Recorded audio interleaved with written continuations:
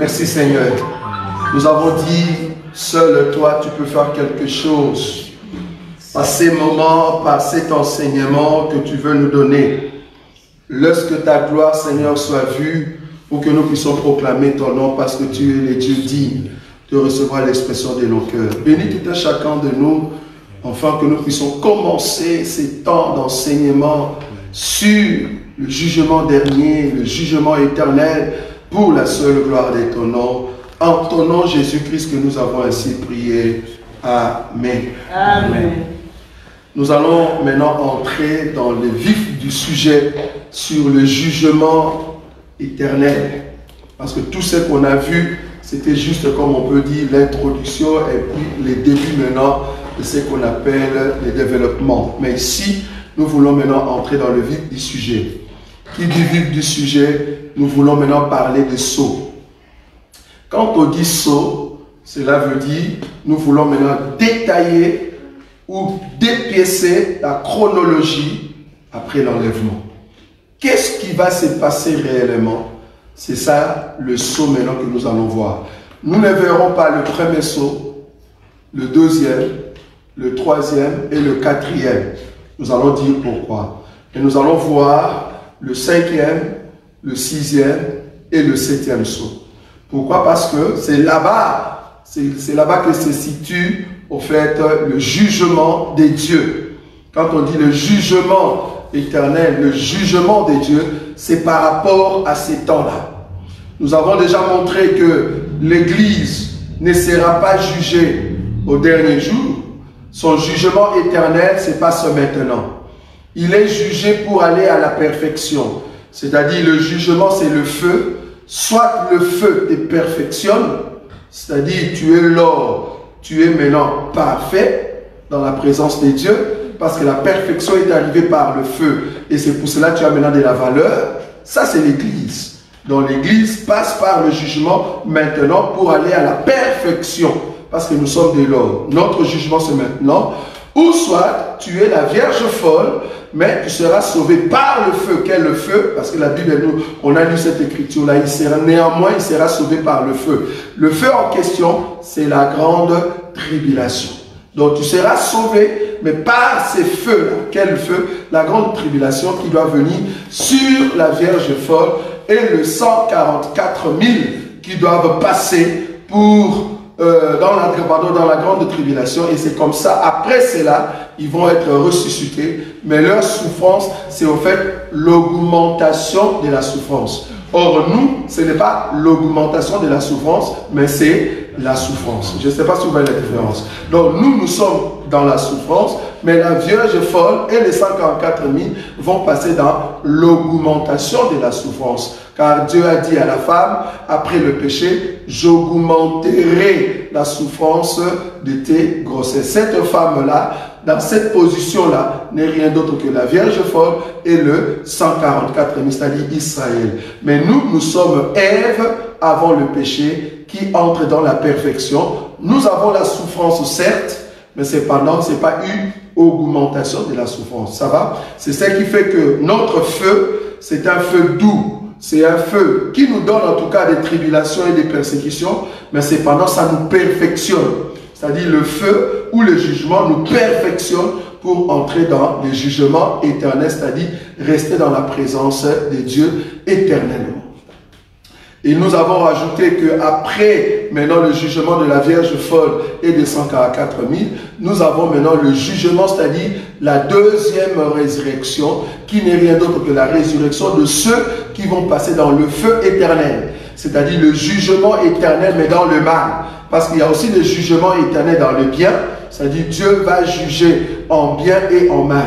Nous et la Vierge folle, nous sommes ceux qui seront jugés en bien, c'est-à-dire nous serons sauvés éternellement avec Dieu, nous serons avec lui, mais cependant dans deux temps, le temps de la Vierge sage et le temps de la Vierge folle. Mais cependant le monde qui n'a pas reçu Jésus, il sera jugé en mal, c'est-à-dire et le pécheur, et la bête, et le faux prophète, et Satan lui-même, et la mort et les séjours de mort, ils seront tous jetés dans les temps de feu. Ça va? Amen. Voilà. Mais ça, c'est le jugement maintenant éternel en mal pour tout pécheur. Est-ce que vous avez vu ça? Maintenant, aujourd'hui, nous allons commencer un grand enseignement pour ceux qui aiment, au fait, la parole de Dieu. Nous sommes dans le livre, d'abord, nous allons lire notre passage, comme d'habitude, l'homme de Dieu, le pasteur Mobembo va nous lire ça. Hébreux chapitre 6, notre passage clé à partir du premier verset.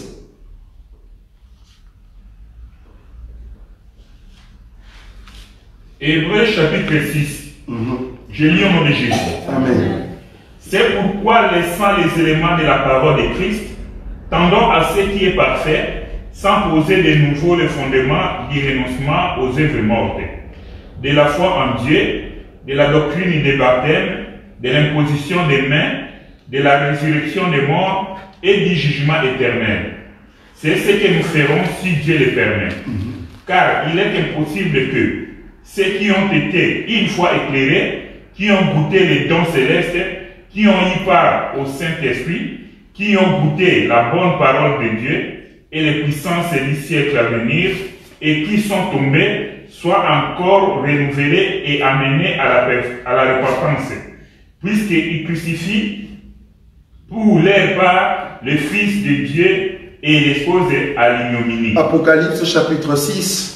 À partir du 7e verset jusqu'au... Quel verset? Je vais voir rapidement. Jusqu'au verset 17. Non, jusqu'à la fin. Ok. Apocalypse 6. Ah, oui. Oui. Je lis au nom de Jésus. Amen. Quand il ouvrit le quatrième sceau, j'entendis la voix du quatrième être vivant qui disait, « Viens ». Je regardais et voici parut un cheval d'une couleur pâle. Celui qui le montait se nommait la mort, et le séjour des morts l'accompagnait. Le pouvoir leur fut donné sur les quarts de la terre, pour faire périr les hommes par l'épée, par la famine, par la mortalité, et par les bêtes sauvages de la terre. Quand il ouvrit le cinquième sceau, je vis sous l'autel les âmes de ceux qui avaient été immolés à cause de la parole de Dieu et à cause du témoignage qu'ils avaient rendu.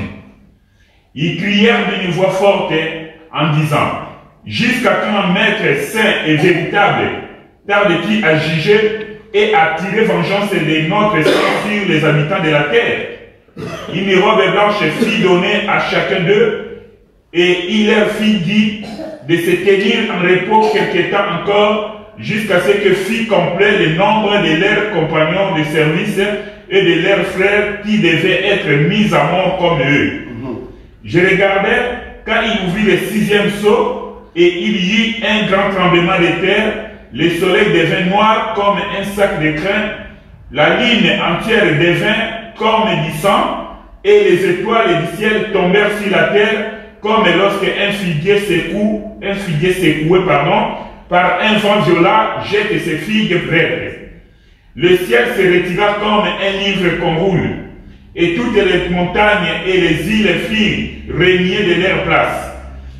Les rois de la terre, les grands, les chefs militaires, les riches, les puissants, tous les esclaves et les hommes libres se cachèrent dans les cavernes et dans les rochers des montagnes.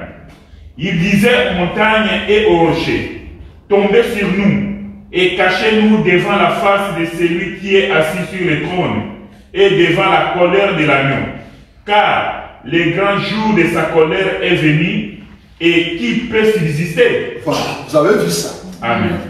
Donc, le cinquième et le sixième sceau, vous avez vu que le sixième sceau, c'est la colère de Dieu. Mais par contre, le cinquième sceau, on avait déjà vu ça en partie. Je vous avais promis qu'on va rentrer là-bas. Le cinquième sceau, c'est en fait la souffrance de la Vierge folle. Parce que vous avez vu, pour comprendre que c'est au fait la souffrance de la Vierge folle, bon, il faut comprendre que dans beaucoup d'églises, ils n'ont pas cette grâce de comprendre le livre de l'Apocalypse.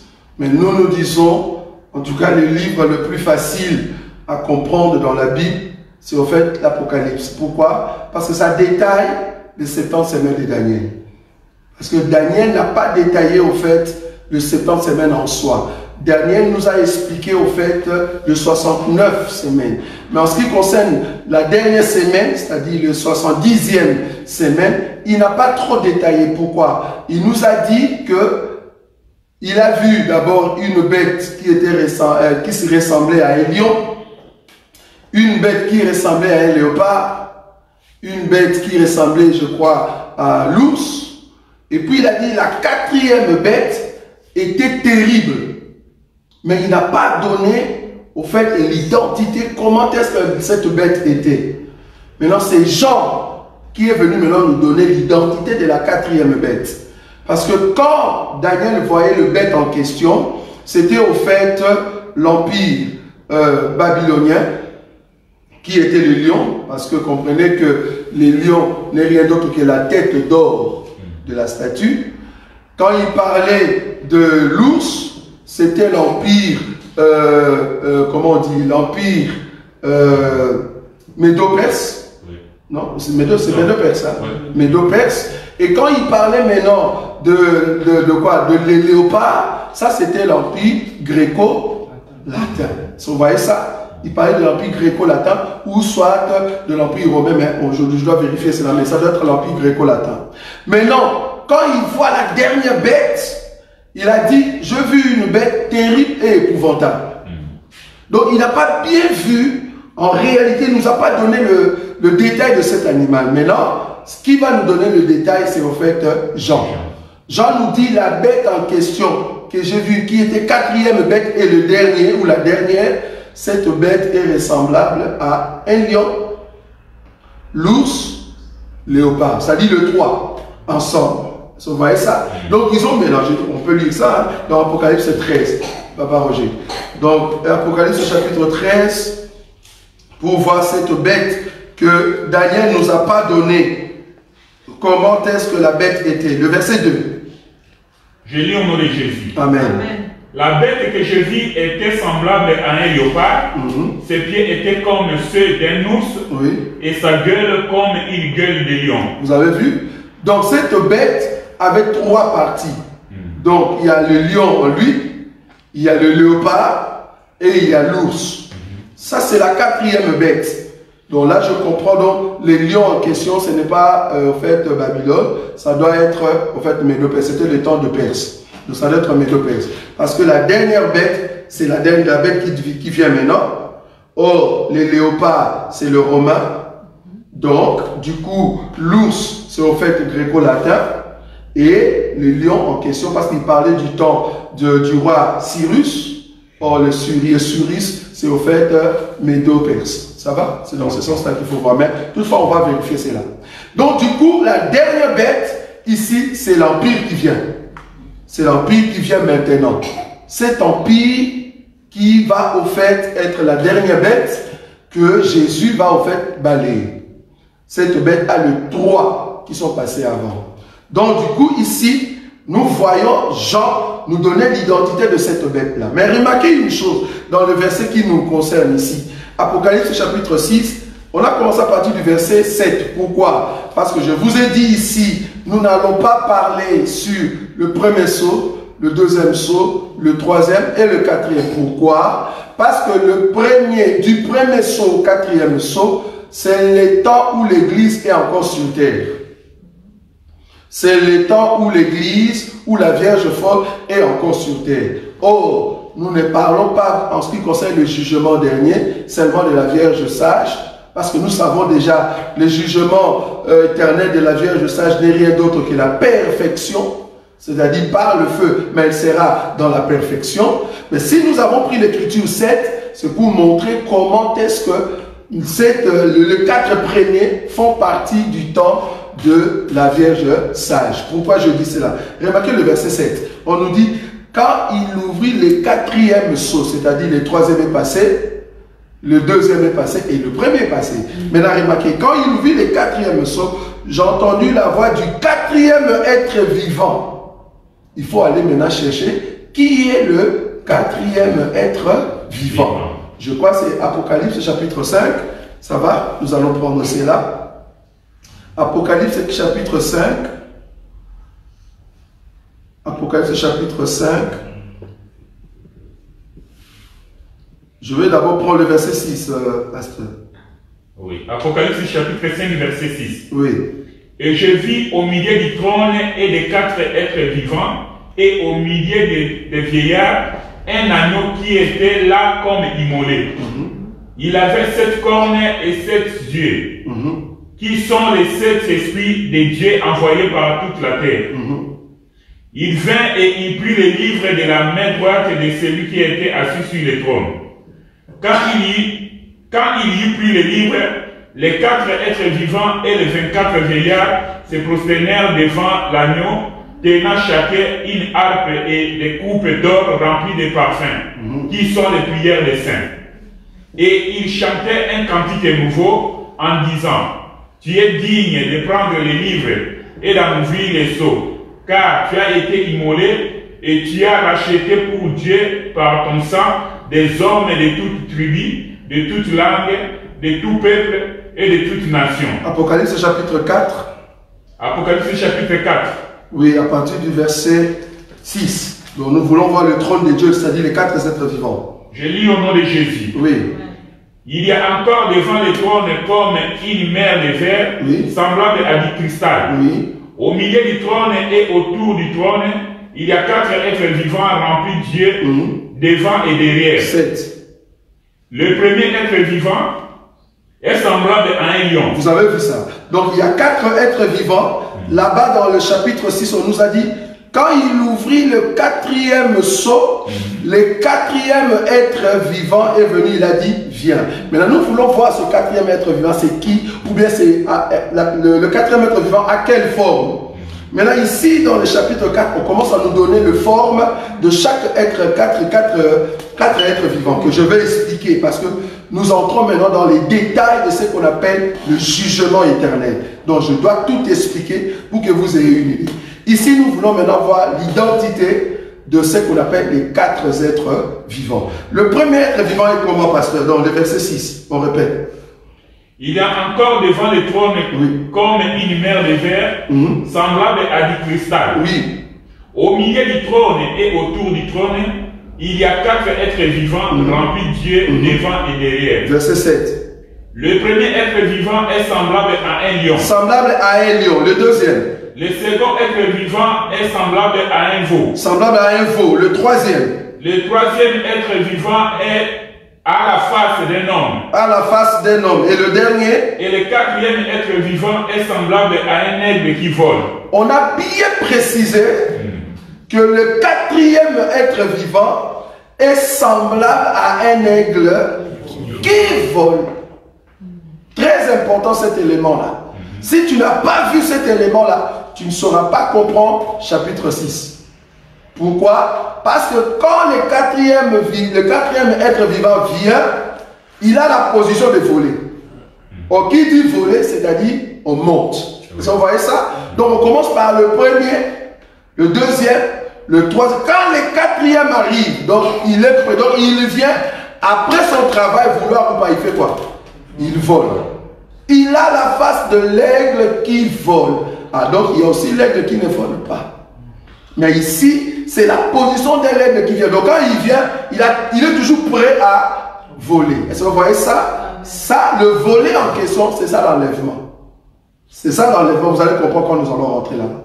Je vais d'abord donner l'identité des 4 êtres vivants. Les 4 êtres vivants, ici, c'est la nature de Jésus lui-même. Mais remarquez que Jésus, qui est au fait les lions de la tribu de Juda, est-ce que vous voyez ça? C'est pour cela l'être vivant en question a la face du lion. C'est-à-dire le roi qui est sur le trône a multiples faces. Mais les 4 faces qu'il a mal mentionnées, qu'il doit exercer sur la terre, il y en a 4. Pourquoi 4? Il a la face du lion. Or, la face du lion n'est rien d'autre que la face royale. Le lion de la tribu de Juda. C'est la férocité, l'autorité, la force, le royaume. Ça, c'est la face de notre Seigneur Jésus qui est le roi. Le dernier roi, le Shiloh, qui doit venir. C'est ça la face du lion. Après la face du lion, remarquez comment la Bible a mis cela. Il ne faut pas changer de position. Parce que ce que Jean voit ici, c'est une vision qui est réelle. C'est-à-dire qui va s'opérer. Maintenant, il voit d'abord la première personne, la première être vivant. Il avait la face d'un lion. Donc, il faut que le Seigneur puisse avoir cette face-là royale. Après la face royale, nous avons la face de quoi? D'un veau. La face d'un veau, Paul nous a expliqué que le veau ou le bœuf, c'est au fait l'instrument, les serviteurs. C'est-à-dire, la face en question exprime que Dieu qui est assis sur le trône, parce que vous comprenez que les quatre entourent Dieu, donc tu ne peux pas toucher Dieu sans pour autant passer par les aspects de ces quatre-là. C'est-à-dire, nous avons le royal, ok, ça c'est les lions. Le deuxième, c'est un serviteur. Le veau, c'est un serviteur. Souvenez-vous, la Bible dit, tu n'amuseras pas le veau ou le bœuf quand il laboure. Est-ce que vous voyez ça? Donc, les bœufs veut dire les serviteurs. C'est lui qui doit travailler. Mais remarquez que les lions mangent le bœuf. Est-ce que vous voyez cela? Les lions mangent les bœufs. Est-ce que vous avez vu ça? Ok. Après, en fait, le service du veau, c'est-à-dire le lion, puissant, glorieux dans la gloire, est devenu veau. Est-ce que vous voyez ça? Après le veau, il devient homme. Le troisième être vivant a la face d'un homme. Il devient homme.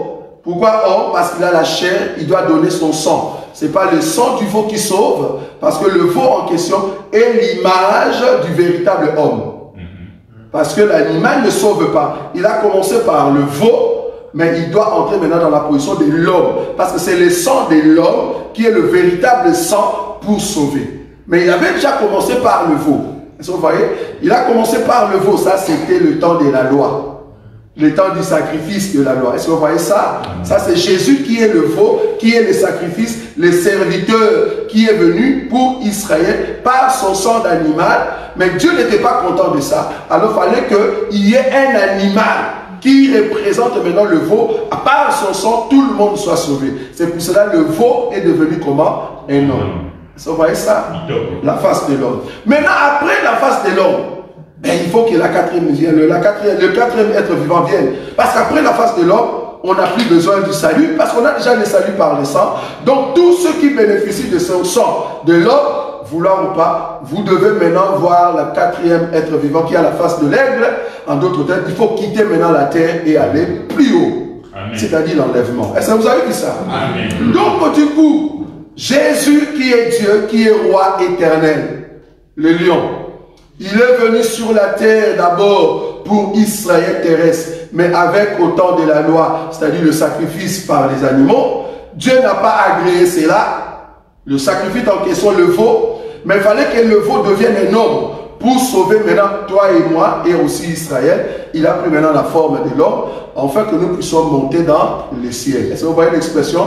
Il est venu du ciel en forme de la loi, mais après il est entré dans les temps de la grâce comme étant homme pour nous amener au ciel. Lion, veau, homme, aigle. Est-ce que vous voyez ça? Maintenant, remarquez, les lions mangent le veau. Les lions mangent l'homme. L'aigle mange le veau. L'aigle mange l'homme. Est-ce que vous voyez ça? Donc, nous avons le veau qui est serviteur, l'homme aussi est serviteur. Le veau qui est victime du lion, le veau qui est victime aussi de l'aigle. L'homme est victime du lion, l'homme est victime aussi de l'aigle. Donc, le veau et l'homme jouent presque le même rôle, c'est-à-dire le faible. Est-ce que vous voyez ça? Amen. Les lions et l'aigle, ce sont de force. Est-ce que vous voyez ça? Donc, du coup, cela exprime que le Dieu qui était fort, il est devenu faible pour entrer dans sa position de la force. Est-ce que vous avez vu ça? Amen. Les lions forts, il est devenu serviteur homme pour nous faire entrer dans la grandeur. Donc, du coup, les quatre êtres vivants, les lions qui peuvent manger le veau, qui peuvent manger l'homme, mais à un moment, il faut que maintenant, les lions deviennent aigles. Donc, du coup, quand Jésus est venu, il devait maintenant manifester au fait ses attributs ou ce mouvement. C'est-à-dire, lui qui était puissant lion, il doit à un moment devenir veau et homme, et après il doit monter. C'est ce qu'il a fait. Il est Dieu, Emmanuel, le Dieu au milieu de nous. Quand on dit au milieu de nous, il est devenu veau. Il est devenu homme. Mais ce Dieu-là doit mourir. Qui l'a tué? C'est les lions. Ce n'est pas Satan qui a tué Jésus, mais c'est les lions. Vous voyez ça? Les lions a tué le veau. Voici l'agneau de Dieu qui ôte le péché du monde. Qui doit le tuer? C'est Jean-Baptiste. Or, Jean-Baptiste, qui est Élie, n'est rien d'autre le Père. Est-ce que vous voyez ça? Parce que Élie veut dire le Père. Le fait de le mettre dans l'eau veut dire je t'ai tué. Est-ce que vous voyez ça? Le baptême, c'est quoi? Tué et ressuscité. Est-ce que vous voyez ça? Donc, Élie, qui est au fait le Père, qui est les lions, est-ce que vous voyez ça? Il a pris son propre fils. Au fait, Abraham, qui a pris Isaac, son fils, et il l'a amené pour le tuer. Est-ce que vous voyez ça? Oh, celui qui tue, c'est le lion ou soit l'aigle. Est-ce que vous voyez ça? Mais il tue qui? Il tue soit le bœuf, soit l'homme. Est-ce que vous voyez ça? Donc, c'est lui qui a tué l'agneau de Dieu qui ôte le péché du monde n'est rien d'autre que le Père. Parce qu'il l'a mis dans l'eau et il le fait sortir. Et celui qui a tué Jésus, homme, n'est rien d'autre que son Père. Vous avez vu ça? Amen. Donc c'est les lions qui tuent le bœuf, c'est les lions qui tuent l'homme. Et après avoir tué, il faut qu'il soit ressuscité par la puissance du Saint-Esprit. Or, le Saint-Esprit est représenté comme étant un oiseau, mais pas un oiseau comme étant colombe, mais ici c'est l'aigle qui vole. Donc, il est ressuscité pour rentrer dans les ciels. Est-ce que vous avez vu ça? C'est très puissant. Donc, du coup, Dieu a tué son fils veau et homme pour qu'il soit ressuscité et rentré dans la position de l'aigle. Est-ce que vous avez vu ça? Amen. Ça, c'est l'identité des 4 êtres vivants. Maintenant, nous aussi, parce que Jésus est monté, nous sommes des enfants du ciel. Nous avons l'autorité sur nous. Amen. Mais nous sommes venus sur la terre, Dieu nous a rendus faibles. Pourquoi? Parce que nous devons être soumis à lui. Soumis dans la persécution. C'est pour cela qu'on nous insulte. Or, en réalité, nous sommes des lionceaux. Est-ce que vous voyez ça? Amen. Les enfants du lion. Nous sommes des lionceaux. Mais en même temps, nous sommes aussi des agneaux. Nous sommes aussi des brebis. Est-ce que vous voyez ça? On nous appelle des brebis du Seigneur. Donc nous sommes aussi des brebis. Pourquoi? Parce que nous sommes affrontés à des combats et des persécutions. Mais là, nous sommes simples. Mais il faut comprendre qu'il y aura un temps où nous n'allons pas rester seulement simples comme ça. Il faut qu'on fasse quoi? On meurt et pour monter, ressusciter. C'est-à-dire nous faisons la même chose que le Seigneur a fait. Nous étions dans la présence de Dieu, dans la prédestination. Éphésiens chapitre 1er à partir du verset 3. Dieu nous avait prédestinés à être ses enfants. Il nous a élus avant la fondation du monde. Donc nous étions déjà dans sa présence. Comme des lions, comme un peuple astre, lumière, soleil. Maintenant il nous a envoyés sur terre. Nous sommes humbles dans la chair, faibles. Est-ce que vous voyez ça? Veaux et hommes. Mais à un moment, après avoir eu la maturité en nous, qu'est-ce qu'on doit faire? On doit maintenant monter. Or, quand nous monterons, c'est ça l'enlèvement de la Vierge sage. Est-ce que vous avez vu ça? C'est ça l'aigle. Vous avez vu ou pas? S'il y aura des questions, en tout cas préparez des questions, c'est très important. Ça c'est l'aspect des 4 êtres vivants. Ça a annoncé le rôle que Jésus va faire. Le rôle que Jésus doit faire. C'est ça au fait même le couleur. Nous avons la couleur bleue. On a vu ça, non? Lors des enseignements. Nous avons la couleur bleue. Nous avons la couleur blanche. Nous avons la couleur rouge. Nous avons la couleur noire. Et la couleur jaune. Est-ce qu'on est d'accord? Jaune. Et encore quelle couleur? La couleur verte. Nous avons dit que les bleus représentent le ciel. Le Seigneur qui est venu du ciel, c'est lui, au fait, notre Dieu qui est rempli de la blancheur, c'est-à-dire de la pureté, propre. Il n'a pas de péché. Mais il est venu pour rencontrer la couleur rouge. En d'autres termes, pour rencontrer quoi? La mort. Par les sangs. La couleur rouge, image du sang. Pour rencontrer le sang. Or, lui, il était Dieu. Mais Dieu dans la chair. Or Dieu, la divinité est représentée par la couleur, vous avez oublié, jaune. La couleur d'or. L'or, c'est la divinité. La Bible elle a dit, est-ce que l'or est comparable à la divinité? Ça veut dire la couleur jaune. Donc si l'or perd sa couleur, quelque chose comme ça. Donc du coup, la couleur jaune, c'est la divinité. Dieu qui est Dieu, il est venu du ciel bleu, lui qui est pur, blanc. Il est venu sur la terre pour porter la couleur rouge sang. Et après avoir été mis sur la croix, il est obligé de descendre dans les lieux inférieurs. Quelle couleur? Noir. Et il doit ressortir dans la couleur de la blancheur. Lumière. Ça veut dire il rentre au ciel. Ça va? La même chose, c'est au fait le métaux. Nous avons parlé aussi des métaux. C'est-à-dire nous avons l'or, nous avons le cuivre. On a vu ça, qu'on appelle pratiquement, je ne sais pas quel bronze. Terme. Comment? Bronze. C'est bronze, hein, c'est ça? Donc nous avons l'or, nous avons le cuivre et nous avons l'airain. Vous voyez ça? Donc du coup, l'or qui est la divinité, Jésus est venu, l'or qui est la divinité, il a été mis sur l'autel, parce qu'il doit mourir sur l'autel, l'airain, lui qui a la couleur rouge, mais il doit passer par la croix. Et après cela, il doit briller. Quand on dit briller, c'est-à-dire la couleur, l'or qui passe dans le feu, il reçoit maintenant sa brillance pour rentrer dans sa position d'or. C'est très important. Ce sont des petites choses, mais tu sais le voir dans les 4 faces des 4 êtres vivants. Ça, c'était la première partie pour voir c'est quoi les êtres vivants. Les êtres vivants, c'est les aspects que le Seigneur a pris, que toi aussi tu as. Les aspects que le Seigneur a pris, et le même aspect, toi aussi un enfant de Dieu, tu as cela. En toi, tu as la férocité du lion. C'est-à-dire, tu as l'autorité. C'est pour cela que tu fais peur au monde, parce qu'il y a la férocité du lion en toi. Mais en toi aussi, vouloir ou pas, tu es veau, tu es bœuf, ou soit l'agneau. Est-ce que vous voyez cela? Mais étant homme, est-ce que vous voyez cela? Étant homme. Mais dans la chair de l'homme, tu vas connaître la mort. Et en connaîtrant la mort, vouloir ou pas, tu dois être ressuscité comme un oiseau. Or, l'oiseau, c'est ça l'esprit. Tu ne seras plus dans la chair d'homme, mais tu seras dans la chair de l'aigle qui vole. Est-ce que vous avez vu ça? Ok. Maintenant, nous allons continuer. Nous rentrons maintenant dans le chapitre 6. C'était juste pour expliquer le verset 7.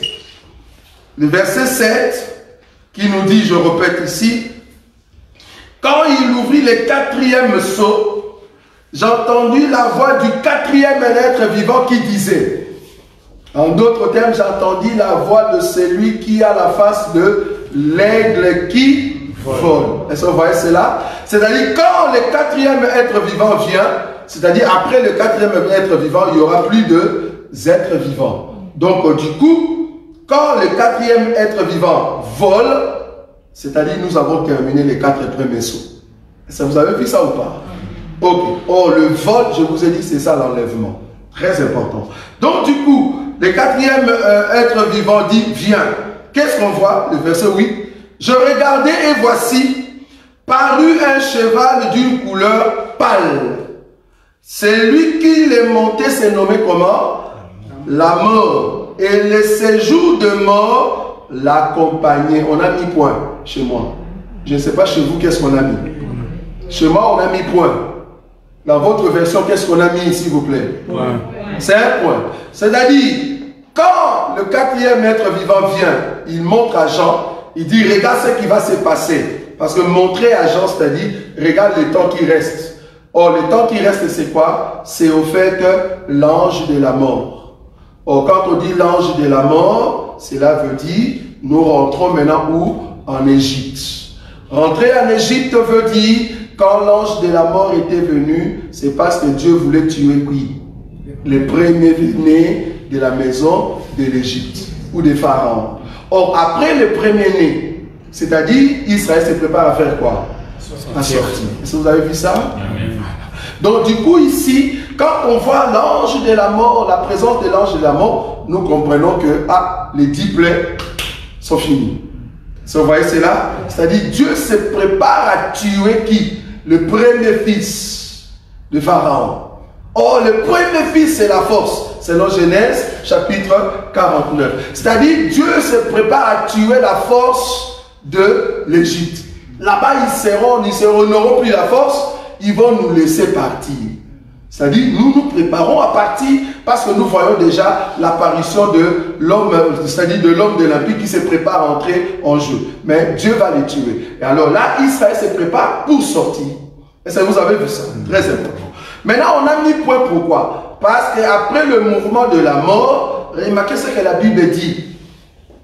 Le pouvoir leur fut donné. Et ça, vous avez vu ça? Le verset 8. Deuxième partie, le pouvoir leur fut donné. Vous avez vu ça, non? Oui. Si on dit le pouvoir leur fut donné, à un bon français, si c'était seulement une personne, on allait dire le pouvoir lui fut donné. Et si on dit le pouvoir leur fut donné, c'est parce qu'ils sont pluriels, ils sont nombreux. Qui sont nombreux? Ben, on a présenté ici le 4 chevaliers. Parce qu'il faut aller maintenant au premier saut pour voir le chevalier le premier. Il faut aller dans le deuxième saut pour avoir le deuxième. Il faut aller dans le troisième pour voir le troisième. Et ici, nous sommes dans le quatrième qui a la couleur pâle. Donc, nous sommes au 4e cavalier que le Seigneur va tuer. Et la personne en question s'appelle la mort. Mais depuis le premier jusqu'au 3e, on n'a pas cité le nom de cette personne. C'est ici qu'on vient citer son nom. C'est-à-dire, il s'appelle la mort. Donc, nous sommes au 4e saut. Or, comme l'ange a la face de l'aigle qui vole, c'est-à-dire après l'apparition de cet ange de la mort, ça sera l'enlèvement. Maintenant, on nous dit ici, remarquez comme je le dis, le pouvoir leur fut donné. C'est-à-dire, le pouvoir, on a donné à ces 4-là. Mais si je vous posais la question, qui a donné le pouvoir à ces 4 anges de faire du mal? C'est-à-dire à faire le mal, parce qu'il s'appelle la mort. Il va commencer à tuer. Il tue même les enfants de Dieu. Cet ange ici. Il tue même les enfants de Dieu. Il massacre même les enfants de Dieu. Pourquoi? Parce que le pouvoir leur fut donné. Vous voyez ça? Qu'est-ce qu'il ramène de ces 4 anges mauvais? Ils ont le pouvoir de faire quoi? Le pouvoir leur fut donné sur le car. Sur le car, j'explique ce verset pour comprendre que le 4 premiers sauts, c'est maintenant. Mais après l'enlèvement, on ne parlera plus de ces 4 sauts. Pourquoi? Parce que ça ne sera plus question des quarts. Mais là-bas, ça sera maintenant question des tiers. Très important cet élément. Ici, on nous parle de quart. Quand on dit un quart, c'est-à-dire il y a 4 parties. Est-ce que vous voyez ça? Il y a 4 parties et on dit un quart. Si c'était 3 parties, on allait dire un tiers. Si c'était 2 parties, on allait dire un demi. Est-ce qu'on est d'accord, oui ou non? Oui. Donc quand on dit de un quart, c'est-à-dire il y a 4 parties et on prend le un quart. Donc nous sommes au temps de 4 parties. Donc le pouvoir qu'on a donné ici, c'est le temps des 4 parties. Maintenant, c'est quoi les 4 parties? Je veux vite, parce que c'est un enseignement que vous connaissez. Le 4 parties, c'est les 4 terres que les semeurs avaient jeté la sémence. Ça, vous voyez, c'est là. Donc, en ces temps-là qu'on jette la sémence, c'est le temps de la grâce. Donc, ces anges ici, on leur a donné le pouvoir dans les temps de la grâce, dans les temps des 4 terres, de faire du mal. Or, les 4 terres, je vous avais dit, il y a une terre qui a reçu la sémence, en fait, sur le long du chemin. Mais les oiseaux du ciel sont venus pour manger cela. Nous avons dit déjà ici que les oiseaux du ciel, ce n'est pas Satan. Les oiseaux du ciel qui mangent la parole n'est rien d'autre que qui? Les enfants de Dieu. Il faut répondre, s'il vous plaît. Pourquoi? Pour comprendre que vous avez déjà compris cet enseignement. Parce que ce sont des répétitions que je fais ici. Les 4 terres représentent 4 sortes de terres que Dieu a sur la terre maintenant. Quand on dit terre, ne regarde pas la terre, vois les hommes. Donc Dieu, pour le moment, alors que nous ne sommes pas encore montés à l'enlèvement, Dieu, quand il regarde la terre comme ça, lui qui est omniscient, il y a 4 sortes de personnes ou 4 types d'hommes. Nous avons les hommes à qui tu jettes la sémence, ils ne reçoivent pas. Ça, ce sont de païens. Voilà, il faut comprendre l'enseignement. Ça, ce sont des païens. À part ces gens-là, il y a d'autres personnes, quand tu jettes la sémence, mais il y a des pierres qui chauffent. Et la sémence ne sait pas donner comment des racines. Quand Dieu regarde ces cœurs-là, Dieu le situe où? Comme étant la Vierge folle. C'est ce qu'on a dit. Ça, c'est la deuxième terre. Il y a aussi une autre terre. Quand tu jettes la sémence, au lieu que ça soit des pierres, non, c'est des épines et des ronces qui dérangent la sémence et la sémence ne peut pas pousser. Dieu, quand il regarde cette terre-là, Dieu le voit comme étant Israël. C'est ce qu'on a déjà dit. Et puis, il y a la quatrième terre. Quand tu jettes, vouloir ou pas, ça doit pousser. Ça, c'est qui? La Vierge sage. Voilà. Ça, il faut retenir. C'est très important nos enseignements que nous donnons ici. C'est très profond. Je vous dis, de tels enseignements, vous ne le verrez pas ailleurs. C'est seulement ceux qui ont la révélation de la Bible qui peuvent vous donner cela. Donc, quand Dieu regarde la terre, à part les quatre, il n'y en a point. Il n'y a plus, c'est fini. Donc, nous avons la Vierge folle, nous avons les païens, nous avons Israël et nous avons la Vierge sage que tu es. Amen. Voilà. Il n'y a pas le 4, il n'y a pas d'autres personnes.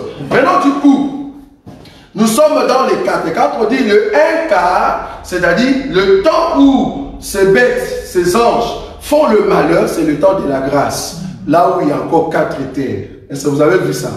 Ok. Comme c'est le temps de la grâce, maintenant remarquez, le pouvoir leur fut donné sur les quarts de la terre pour faire périr les hommes par quoi? Par l'épée. Quand on dit épée, c'est arme, comment on dit, la guerre. Armement, tout ça. Parce qu'aujourd'hui, l'épée qui dans les temps de Daniel, parce qu'il n'y avait pas de pistolet, est-ce que vous voyez ça? Maintenant, là, c'est ce qu'on appelle arme aujourd'hui, parce que dans la Bible, tu ne verras pas un pistolet AK-4. Il n'y en a pas. Le pistolet AK-4 a été fabriqué dans l'idée d'une lance. Est-ce que vous voyez? La lance, qu'est-ce qu'on fait? Tu mets le... Comment on dit ça? Il y a lance et quoi?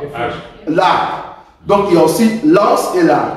Donc quand tu mets... comment? La flèche. La flèche, pardon. Donc il y a l'arc et la flèche. La flèche, aujourd'hui, c'est ça la balle. La balle qu'on met dans une arme. C'est-à-dire, ils ont créé une arme AK-4 par l'idée de l'arc et la flèche. Est-ce que vous voyez cela? C'est-à-dire, la flèche, l'arc, pardon, a une sorte d'élastique. Quand tu tires, tu lâches, et puis il y a la flèche qui part. Dans cette idée, qu'est-ce qu'ils ont fait? Ils ont mis dans une arme ce qu'on appelle des ressorts. Parce qu'on a été, quand même, on est passé par l'Angola, et là, Dieu avait permis que nous puissions toucher des larmes. Et j'avais l'habilité de dépiécer une arme qu'on appelle AK, ça va, Makarov. Donc j'avais l'idée de dépiécer, même si tu me mettais un bandeau sur mes yeux, et je sais le remonter. Vous voyez, parce qu'il faut apprendre cela, parce qu'on travaille quand même dans la sécurité. Donc du coup, il fallait avoir cet enseignement-là.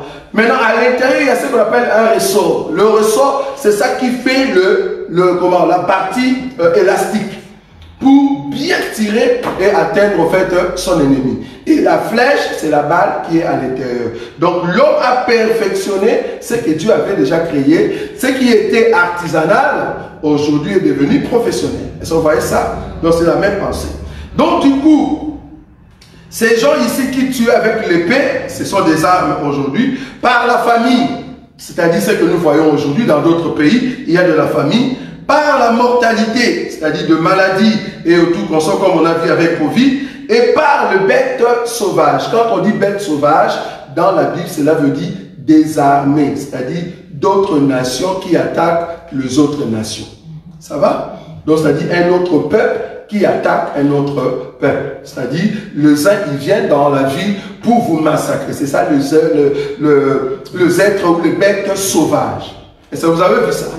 Donc, ici, j'ai donné même l'explication de cette pensée, hein, si vous avez compris. Donc, du coup, ici, nous sommes dans le 4e sceau. Nous sommes au temps de l'aigle qui vole. Après, ici, viendra le 5e sceau.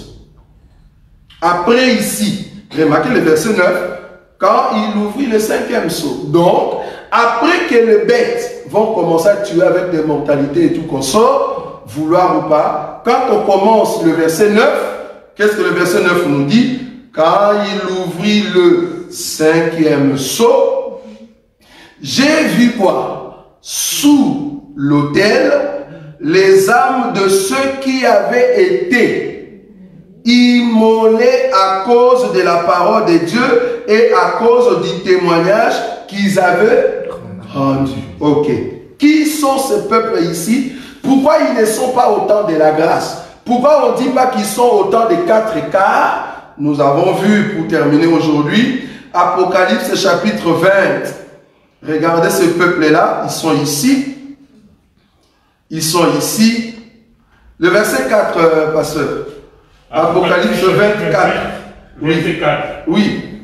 Et j'ai vu des trônes, et à ceux qui s'y assirent, fit donner le pouvoir de juger. Oui. Et j'ai vu les âmes de ceux qui avaient été décapités à cause du témoignage de Jésus. Je vis les âmes de ceux qui avaient été décapités à cause du nom de Jésus et quoi?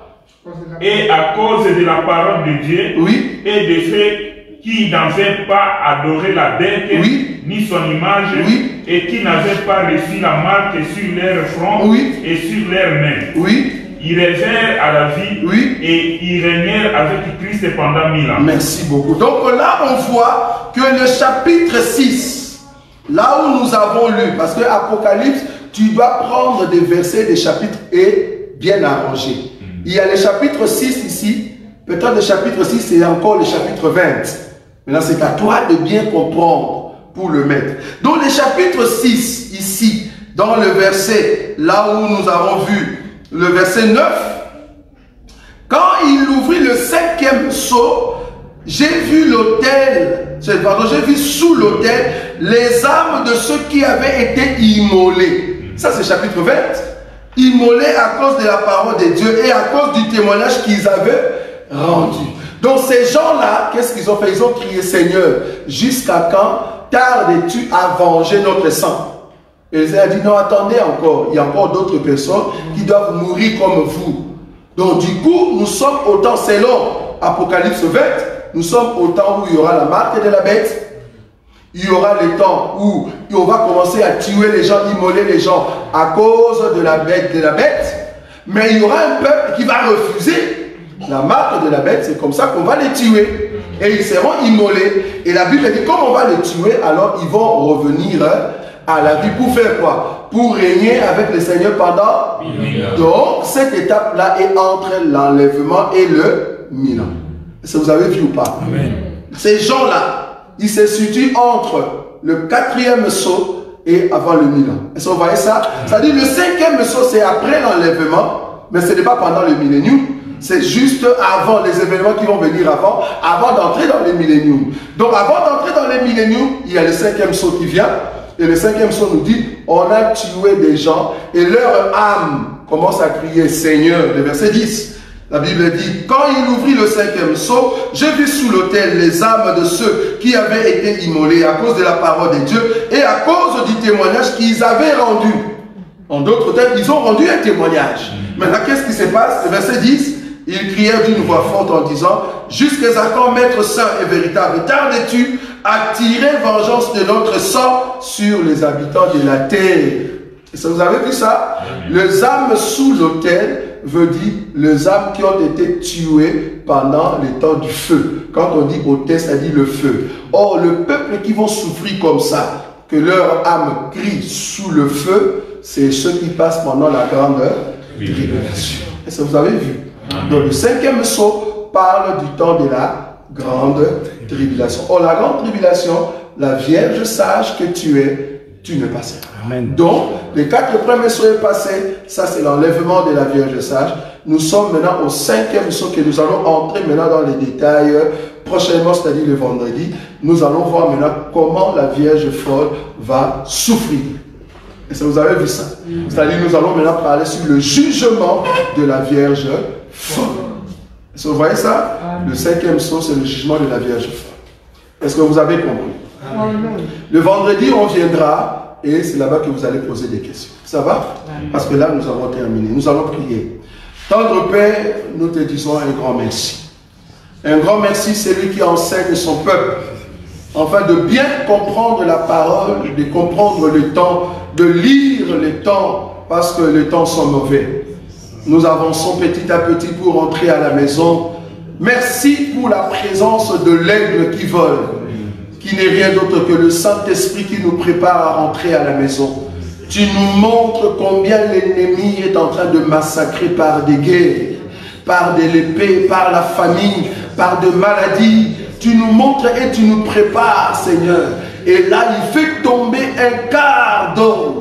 Oh Seigneur, garde-nous, Seigneur Jésus, afin que nous ne puissions pas tomber, mais que nous puissions voir ta gloire. Même si, Seigneur, nous allons mourir, que nous puissions nous reposer dans les seins d'Abraham et monter comme l'aigle qui vole.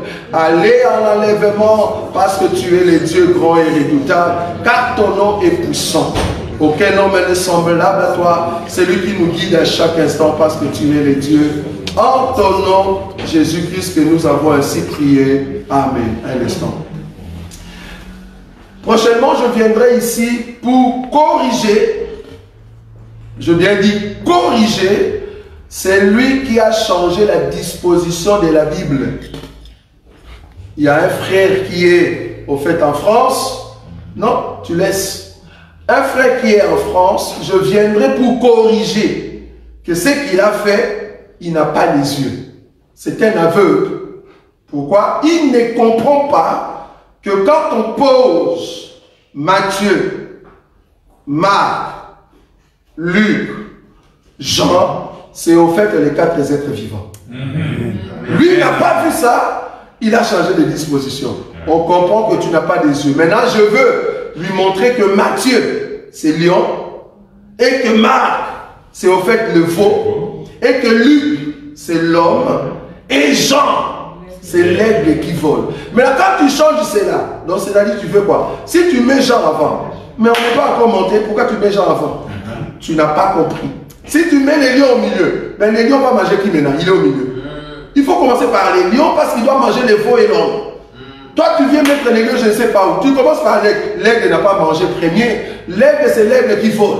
Tu ne peux pas commencer par Jean, frère. Tu n'as pas vu la révélation, tu changes par sentiment. Bible des tels. Tu vois, là, c'est le sentiment humain. Je veux montrer maintenant que Dieu qui a permis que toi et moi, nous puissions avoir Matthieu, Marc, Luc et Jean, il savait. Amen. Dieu est intelligent, il sait pourquoi. Amen. Et quand il parle, donc il sait ce qu'il fait. Quand il dit lion, veau, homme, l'aigle qui vole, il sait pourquoi. Amen. Si tu ne sais pas, demande. Tu n'as pas demandé, tu changes seulement de version de Bible. Selon tes pensées, on comprend que tu n'es qu'un humain. Donc on va corriger ce frère-là. Donc si seulement il est humble, il va changer. En tout cas, que Dieu vous bénisse pour votre temps. Amen. Amen.